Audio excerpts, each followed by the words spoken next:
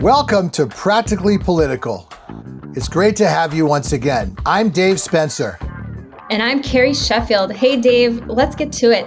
All right, so from my perspective, it seems that President Biden wants to have his cake and eat it too. He's trying to claim that we need to spend billions more in new money, taxpayer money, because COVID is not over, but he wants to remove Title 42 because it actually is. And the other point is that the White House extended student loan repayment, the freeze through August, and they said, it's due to COVID hardship.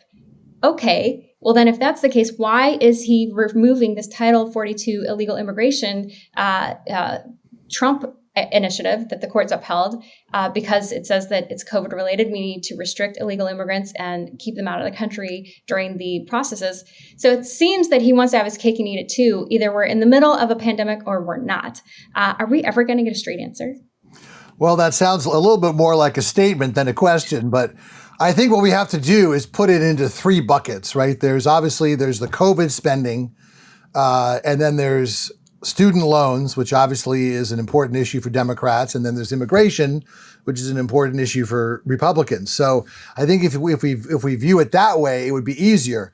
Now, as far as the COVID spending goes, and I think if you look at the people, including our Speaker of the House and Jen Psaki and the Secretary of Labor, Adam Schiff, a lot of people on Capitol Hill have recently contracted COVID. So since we have a lot of this infrastructure set up, I'm a little leery to tear it down so quickly because I'm hoping we're out of it, but it's just in case. Let's, keep a rainy day fund here. And plus the money's already been approved for it.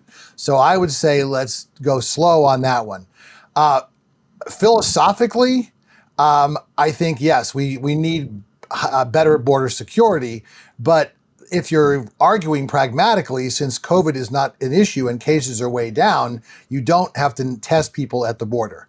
Okay, so there's really that's a separate issue. And as far as student loans go, with the economy slowing down, supposedly, I think it's a little hypocritical for the administration to say, well, because things are really booming and unemployment's down and all this, but because things are tough, we're going to have to cut back on student loans. My theory on student loans is the same on rent abatement.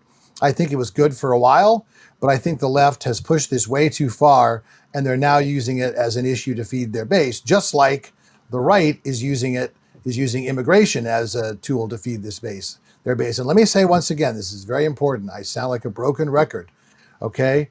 When Donald Trump took office, border crossings were at a 50-year low. So this is a crisis that he created and that Biden exacerbated. So yes, I do think that we should do things to control the border, but we're really looking at three separate issues here. Your thoughts?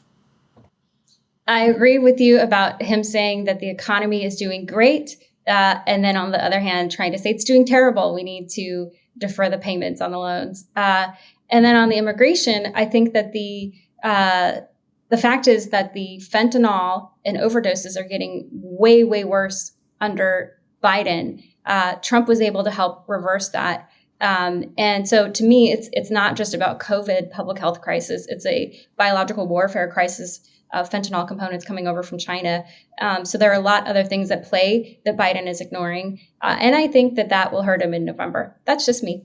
Well, and also, I think just to make an important point about the whole opiates thing, again, this is like drugs are kind of like energy. And I tell my environmental friends this. They try to take a supply approach to what is a demand issue. I say one of the reasons we should have continued with the Keystone Pipeline is because if someone else isn't going to buy that, if we don't buy that oil, someone else is. And the same thing with drugs. As long as there's a demand, there's going to be a supply.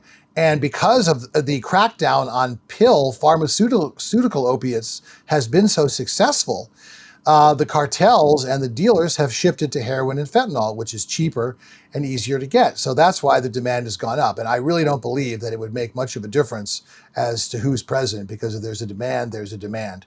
But I do believe that there's a real chance. I've said so much of what we do at Project Blue is talking about things we agree on, okay? In terms of border security, you could have heightened border security for giving amnesty to the dreamers. Okay, 80% of the country supports that. That is a deal that actually Trump had approved until his white nationalist staff member, Stephen Miller, said, "Oh no, Mr. President, we can't do that." So I think even the former president's heart was in the right place on that one.